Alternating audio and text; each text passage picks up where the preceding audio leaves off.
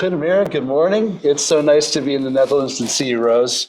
It's great to have you here in the Netherlands. I tell you what, I love this country. I've been coming here for so many years. Brought Tristan over, my son, for the first time ever. So he's getting a little bit of this Dutch hospitality, some of the Dutch culture, which I think Wonderful. is a good thing. And this is fun because we talk about multi-generational families in yachting. Damen Yachting has been around for quite a while. You're the third generation. Yes, Amos actually has been around for more than 100 years. Think about that. And then the Damen group is actually a little bit younger than Amos. So we're almost 100 years. We'll be 100 years in 2027. Wow. A couple of years from now is a big celebration then. Yeah. Is that when you qualify to roll into Royal Damen, potentially? Oh, well, I haven't really thought about that. Well, I've watched a couple other Dutch shipyards move into that space, and it's kind of fun to see it happen. So, so let's talk a little bit about Damen Yachting, because you guys touched everything from military to commercial. I come from the commercial maritime background, so it's a familiar space with me. But my love and my passion is in yachting, and I sense that's where your love and passion is as well. Well, it is today, actually, although I have to say it's kind of, it wasn't always there. It kind of grew on me. Yeah. Because, when I grew up, of course, in this family business, and yachting is a part, but a smaller part of the family business. And of course, the core business, sort of the bread and butter of Damen since the early days, since the early beginnings, is really workboats, tugboats, especially. Yeah, right. We're a market leader worldwide, #1 in building tugboats. But then, of course, if you grow up in a family business and if you're the next generation, there's one question that keeps coming back to you, and it is, hey, Rose, are you going to join the family business? Yes or no? And this question, of course, I have sort of tried to answer for myself. For many years, I went to speak to to friends who are part of other family businesses, right. Coaches and so on. But of course, my conclusion was, should you join or not your family business? That's a difficult one. So in the end, I figured the only way to find out is to join. In such a DNA. Exactly. And then, when I first joined, I thought, maybe I'll join for a year. So then there's always a way back out, because before I joined, I worked in a completely different industry. I worked in finance. And I thought, okay, well, I'll join for a year, just, as a shareholder, maybe to get to know the business. Sure. And now my father thought, because I had a background in finance, Rose, maybe if you join, you can head our M&A team. There you go.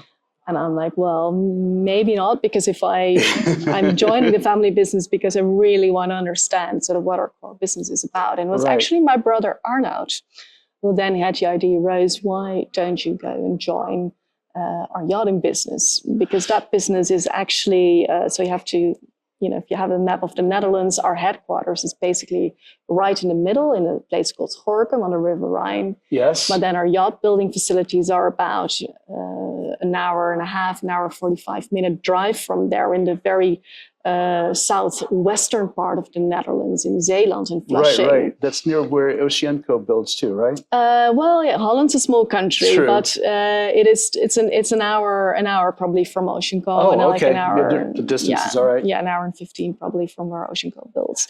But there at the time, so actually still today, that's the biggest shipbuilding location in the Netherlands for Damen. Yeah. But there was no one from the family actually working there. So that was a very good idea of my brother. And so basically that's how it all started. And Came into the white boats. Yeah. And then I started. So I just didn't necessarily like the ideas of yachting and of white boats, but I did like the idea of, having this sort of healthy distance from my father's and brother's office. And that's how I joined back in 2016. That's almost familiar. I started my family business as well, and I started my yachting career building a company. And one of the reasons I even started that company was to kind of get some distance from my dad's company. So I started in the back of his shop, and then built a company called Nautical Structures, building cranes and passerelles and watertight doors and things like that. That was my introduction to Amos back in the day. And left that a couple of years ago to do what I'm doing now. And But you had a chance to overlap and work together with your father. Yeah, that was good. I learned a lot about business from my father, but he had no interest in white boats. He was a manufacturer of residential boat lifting equipment.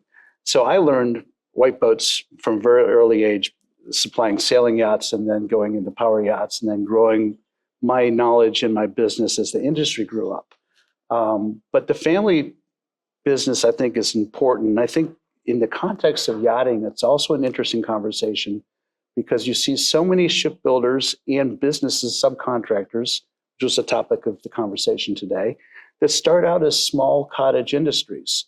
You know, sometimes 2, 3, 4 people that grow and grow and grow. Sometimes they grow large. Sometimes they become acquired through M&A. Sometimes they fail. But by and large, we're a industry, and I was even asked that question this morning. Are we an industry? If we are, what kind of an industry are we? You know, in the yachting world. So here we are in a conversation. There's so many rabbit holes to go down to, and I respect we've got so limited time here at the Superyacht Forum today. But let's pick one. I do know that what I've seen going on between your Explorer vessels, your yacht support vessels, the Almost program, the 190 series, which is pretty interesting, but you also have the 16 to 80 meter programs. There's some interesting connections between, I think, what you're doing in the Netherlands and these boats that are coming to the States. And I'd love to get a little more insight into your vision about where you see the Almost program moving, if it's different significantly from the Damen program. Yeah, sure. So I think, you know, when the way we look at our product portfolio is in a couple of different ways. So our goal is really to have a portfolio that can help our clients to create, you know, the best possible yachting experience in the broadest sense of the word. So Yes. that's, of course, you know, the traditional white yachts like we built under the Amos brand. Mm-hmm. But what we've seen more and more, and you know, from our clients, and which is actually something that we also love, is that clients want to become smarter about how they do things, and I think that's how the yacht support concept was born. Mm-hmm. Really, something that was created also by our clients. Yes. To have, you know, a platform that is really purpose built for anything that you want to have for a great yachting experience, but that you do not necessarily need to have on board of your main yacht. It's brilliant when you think about it, if you can afford to do it. Absolutely. Yeah, but it's also, I think, you know, it depends how you look at it, because we like to call that basically to have a yacht in combination with a yacht support, mm-hmm. the smart stretch. So it's also, in a way, sort of an economic way to have a bigger yacht. We actually have a lot of clients that have 500 GT yachts. I wouldn't say a small yacht, but not necessarily go bigger than that. Right, at the 50-meter range. Yeah, right? And I think, you know, they love the fact that they can still cruise in shallow waters, that they can still, you know, come into a lot of the marinas, but at the same time, you know, have the toys and have, you know, space for, you know, to bring more fun stuff that they would only have had on a bigger yacht. And you know, I think the yacht support concept has been applied in a lot of different ways by different clients. So key to that concept is really the flexibility. You have a lot of deck space. You decide what you want to do with it. That's right. I've seen several of those boats in South Florida. It's obvious that they're successful in their program, and it is kind of fun to understand how those boats are being used. Yeah. And then we also built basically purpose-built expedition yachts, which is almost a little bit of a hybrid between a white yacht and a support vessel. Right. Because all the technical spaces have a commercial finish, as you would as they should. Yeah. Yep. But all the guest areas basically have, you know, the same level of finish as you would find on a white yacht, on an Amos yacht. I love it. And so that's how we basically try to combine the best of both worlds. Luxury where you want it, capability where you need it. Utility where it has to be. Yes. Right. Yeah. And I think that's also, we see a lot of clients that are going on longer, spending more time on board in one go for longer trips. And being these boats are really sort of equipped for that. Yes. So this morning we listened to, and for the last couple of years, we've been talking about the sustainability portion of our industry, how that works. It makes sense in the concept of what you just talked about, in that you have vessels that are able to go longer distances, more utilitarian, more purpose-built for their owners. And I've had a lot of people talk to me about how do you get an industry to come together to start developing a more sustainable product.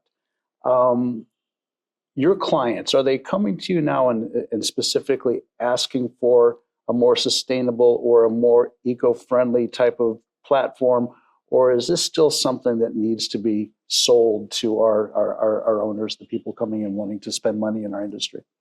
Well, we actually see a lot of clients who, I think, in a lot of our conversation we have with clients, almost 10 out of 10, we have a discussion also about sustainability. So we can clearly, 10 out of 10. Yeah, okay, almost it's pretty across the board then. Yeah. I think in the end, buying a yacht is something that you do with your heart almost. So I think if you look at our clients, very often they are also families. Most of our yachts are used as family boats. What people also find important, is the next generation. We often have clients who are, entrepreneurs or working hard, and for them, a yacht is the perfect way to make the most of the quality time that they have with their family.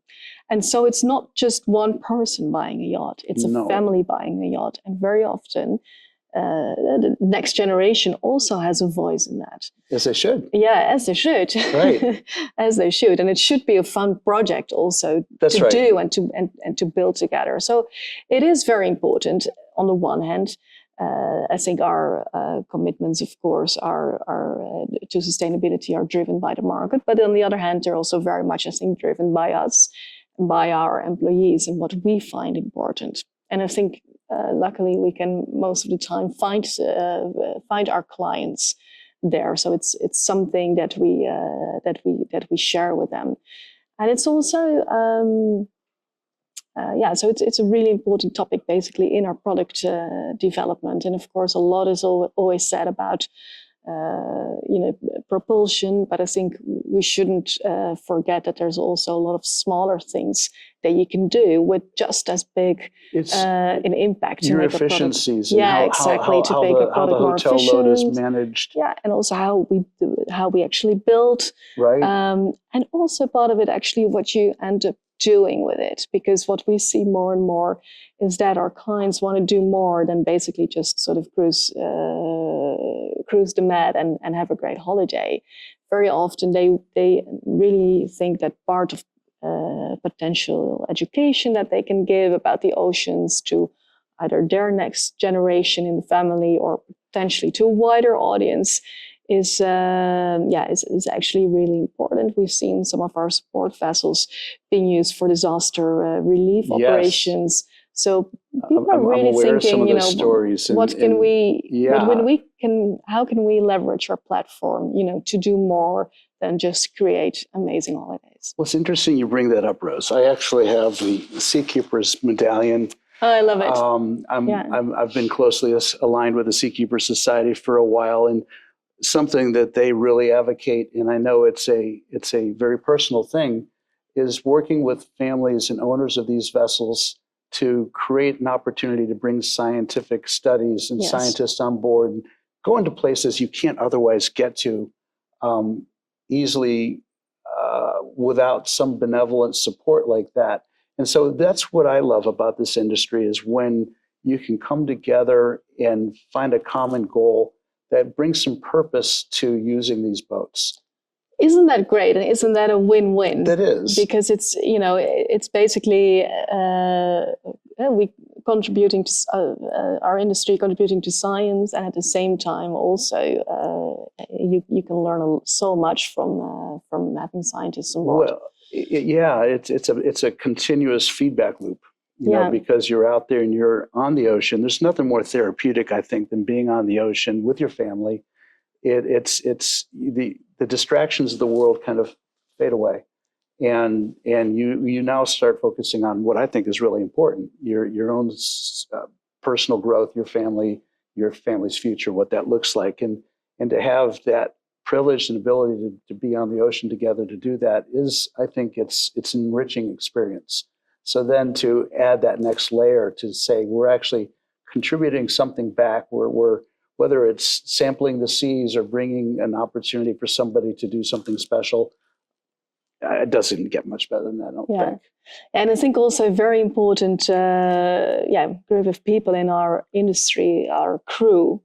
And I think, crew often play a very important role in this as well, and are very often engaged in also taking samples and collecting data if possible. So they're very open to this, and there's a lot of potential there. And that is one of the things that I think start attracting new crew, is when they start understanding that you get in the right program, you get to some very unique places and find opportunities you'll never find anywhere else.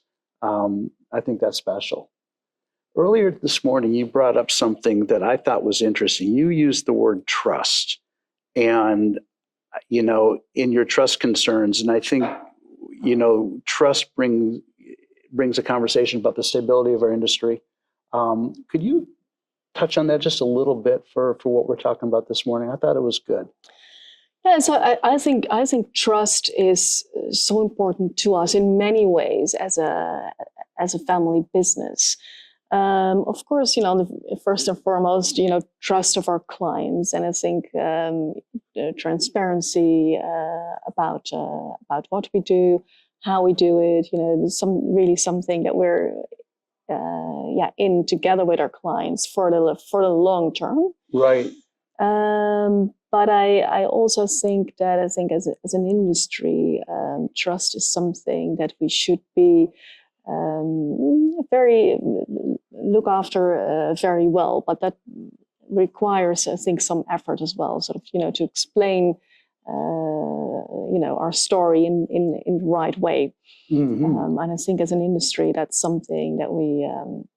I think our industry in the past has failed as an industry to tell our story. Yeah. Because too many people look at the luxury yachting industry and they immediately have a knee-jerk reaction that it's a unnecessary, ostentatious display of wealth. That we're so much more than that. Oh, we are. When you think about, if you will, the distribution of wealth, is there a more profound way to take wealth from high net worth individuals? Everything we build is highly labor intensive, hand done. Yeah, and the level of craftsmanship. It's amazing. You won't find it anywhere else. You can look at commercial or private aviation. There's still production built. You have some interior work, and that's pretty much all you can get away with on an airplane. But on a yacht, I mean, the sky's the limit. And it is amazing sometimes to see what's done. And the tens, if not hundreds of thousands of man hours and these aren't low-paying jobs. These are living wage supporting families and communities. So I think part of the trust conversation is we as an industry, do we tell a better story?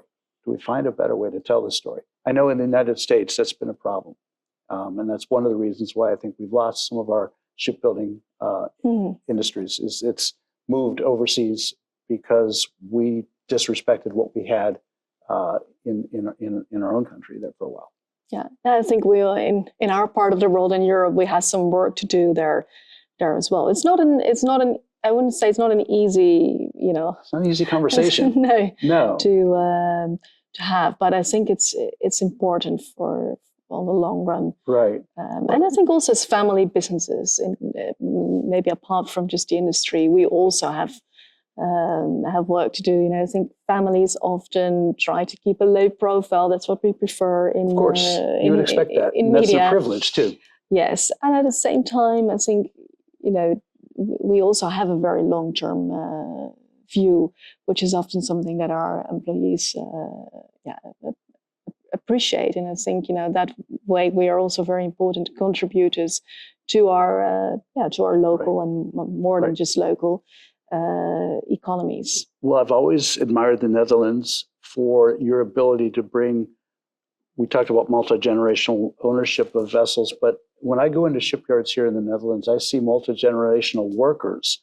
You know, their father and their grandfathers worked in the shipyard, and now they're working in the shipyard. And that is, I think, the secret sauce that you guys have that has been lost so many other parts of the world. Is through that you nurture the craftsmanship, the handing down of skills that are sometimes, not sometimes, almost always, you can't teach those skills in a classroom. They have to be learned. They have to be done over time and talents honed. And I often give congratulations to your society here for being able to do that. I think it's amazing. Yeah, well, thank you. Well, that's good to hear. And indeed, you know, we have a lot of family members, and I'm very grateful for that. Actually, yes, that because that our people are the foundation of our success. If you have the right people behind you, you can do almost anything. And if you build the right team, you know, it becomes magical. So there you go. Last thought here, Rose. Sitting in the audience, looking around, and I'm looking at two powerful young ladies up on stage that are leaders of their businesses. And congratulations on that. I think that's big, particularly, admittedly, in a very misogynistic industry, very male dominated. And I looked through the audience and I thought, yeah, we still are. There's a number of wonderful, successful women here this year. But not enough, probably. So I have had this conversation with other guests, and you started something a few years ago. You talk about women in yachting. Tell us a little bit about that. What brought that forward, and where are you going with this? Yeah, sure. I think it's great. Yeah. So indeed, I had a very nice conversation with Giovanna Vitelli of Asmund Benetti this morning, and yeah, I really admire that business also as a family. Interesting business. dynamics, Southern Europe, Northern Europe shipyards. There's two little mindsets going on. I noticed that. Yes, yeah. Which is all right. Absolutely. No, so my idea, you know, of the sort of women in yachting, which is a very informal sort of concept of bringing women together, is to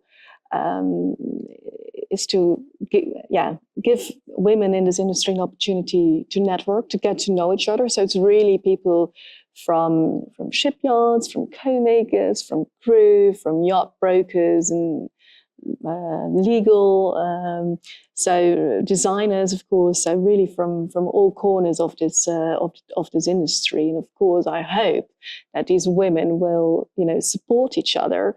If they know of any new women joining this industry, bring them along and do business together. Yes, because I think in the end, that's what we need. But we do. It's nice to, you know, to support each other. It is, and it's very much needed, I think. So, I agree. I've been watching this industry grow for several decades now, and I have noticed, in particularly in the last decade or so, an insurgence of women leaving the back offices, moving into the front offices, coming out of university and taking a leadership role, whether it's in design work, project management work, or leadership roles. So to that, I think that there's some real hope for our industry, that when you get, you know, the full 100% of the talent pool, not just 50% of the talent pool working together, you can accomplish a lot. Very much. So yeah, no, it's a fun idea, and I do hope, by the way, that because and I think that's already happening. So that's good. You know, that the other women will also sort of take it to the next level. Well, it's because they don't really need me for that. No, but it's good to have a role model or somebody that can help advocate. And I think when you find yourself in a position such as the position you're in, you have a wonderful opportunity to advocate and say, hey, look, we can do this, and here's how I'm doing it. Yeah. And I do the same thing in my mentoring with young professionals in yachting. I'm part of that program, mentoring both young men and women into how to take a better role in this industry, how to grow into this industry. Of course, I come from the other side of that coin. I'm well heeled, a nice way of saying old, in this industry as a man who has watched this industry grow, and I've watched it evolve. I think to a really, I think almost its best version it's ever been of itself right now. So for that, I congratulate you and others like you who have taken that and said, here, let's do this. Yeah, no, it's interesting that you mentioned that you actually got to know Amos in 1993, when Amos was, by the way, still in a different location in the Netherlands, in the very northern part. Yes, I remember that. Of Holland. I mean, I was not involved in the family business back then. I was still in primary school. That's all right. But it would be interesting, to hear also, from you and from your experience, how the industry has changed basically from then till today, sort of 20 years later. It was very much a cottage industry, and for instance, the equipment that we were manufacturing in Florida was only available if the shipyard themselves was manufacturing it. So, for instance, Fedship, Van Lent, De Vries, they had Akkerboom building cranes and gangways for them, and still do. But Akkerboom wasn't interested in building cranes and gangways for the Dutch shipyards. They were supplying the Fed shipyards. And so that was my opportunity to come to Northern Europe. And through that, I met people in the Amos organization and the Royal Heisman organization. And I actually did a couple projects at Fedship, but that was tough. But the time back then, it was very much a cottage industry, if you will.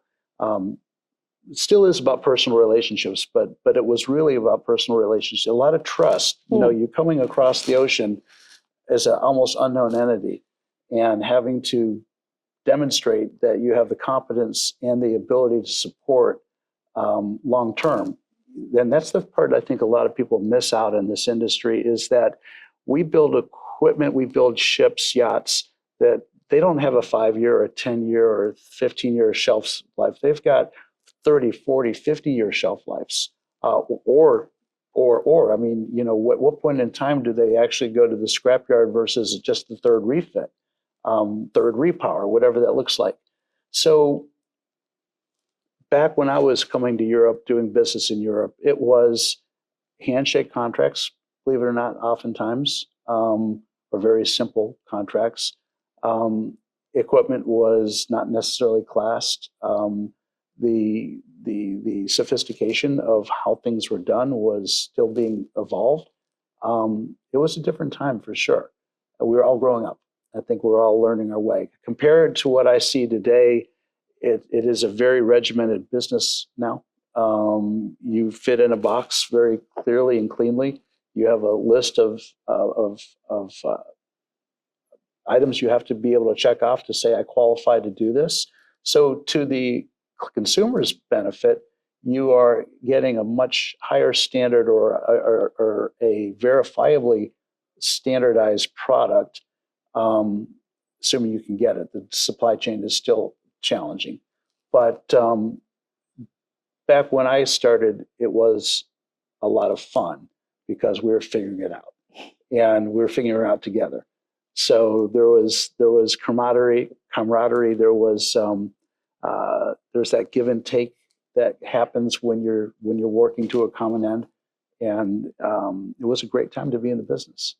But I'll tell you, this is still a wonderful time to be in this business, to be over here now and see this group that's come together and have the privilege to sit with Rose and have this conversation. I've been looking forward to this for a while because I really have thought that having this conversation with a really cool Dutch shipyard would bring a lot to the overall understanding of where our industry is. because I think the words we've said here today will resonate with our communities back in the States, and hopefully what we do in the States helps this European market as well. Yeah, thank you for taking the time to sit with me. And the States today are our most important market, So, and I think especially I've heard some say as many as 65% of the boats being sold are being sold to U.S. owners. Yes, absolutely, yeah. So, and probably for yacht sport vessels, even more than that. There you go. So I have to have a final thought. I'm gonna go there. We just had the most consequential election of my lifetime in the United States. I've got people know me strong opinions about what this means, but from the European perspective, what do you think? Well, I think for Europe, it was, and for us also, it was good that there was a very clear outcome. Yes. No ambiguity. No ambiguity. So I think that's probably good for everyone. No question about Let's start with that. Yes. I think for us, for most of our clients, feel more comfortable with a Republican government. We know, we sure do. So that I think will help us. And of course, I think that one thing that Trump has is that he is not very easy to predict for everyone, which can have pros and cons. But my hope, because I think if there's one thing that's sort of really keeping me up at night at this time in the world is the different conflicts that are going on, and I just hope that maybe because he can be a little unpredictable. I just hope that it may help him in his negotiations to negotiate peace. I predict that that's what's going to happen. He said it a long time ago that he could bring an end to the conflict in the Ukraine war and the Middle East. I mean, he did in his first term 8 years ago put together the Abraham Accords, which were bringing peace into the Middle East. And he's the only president we've had in my memory that didn't actually start a war. You're right. And so, we have. I think the takeaway is we should expect economic stability, which means if the dollar is stable, the euro is going to be stable. That our clients are going to be more comfortable doing business because the threat of future wars and the threat of our economic destabilization is being turned around. The efficiency programs he's talking about enacting, I think, will be good for the U.S. economy. And I've learned over 4 decades in this industry, if the U.S. economy is strong, our industry is strong. So it's a win-win. I 100% agree with that. Yeah. So, we're pretty happy crossing the pond. Coming out of the Fort Lauderdale Boat Show, it was a question mark. I had my own predictions. Some people told me that I was crazy, and I've been vindicated. Thank you very much. It was a great mandate and a great day in our country, I believe, and thrilled to be over here and hearing these similar comments in the European sector. So fun way to go into the rest of our week. Yes, I agree. Yes. Rose, I hope we have an opportunity to talk again sometime. This has been a real pleasure. There are so many more things I wanted to drill down into, and there will be a time and place for all of that. So we'll have a follow-up then. We will have a follow-up. I'll make a point of getting into one of your shipyards in the near future and doing a deeper dive into some of what you're doing. We didn't talk about hybrid propulsion and sustainable technology. We didn't talk about some of the new hydrogen stuff that's coming out right now. We didn't talk about the vertical integration. We could keep going. So here's an open invitation for you to come and actually see the shipyard. And that is actually maybe a great opportunity to talk more about our range and about some of these developments. Lovely. And maybe show this 15-year-old young man what it is to be a shipyard worker and what this industry in the Netherlands looks like. Hands-on. I look forward to that. Good. Rose, again, thank you so much. You've been generous with your time. I've really enjoyed the conversation, and I wish you nothing but the best. Thank you so much. All right. Be well. And until the next time, I'm out of here. We have always been your beacon of trust. We have set the standard and are innovating since. We understand what the world needs and what you value most. From ownership to use, sustainable, onboard, and offshore. We never just build ships. We provide solutions that safely benefit your business and the planet. Together, we set the course for next generations.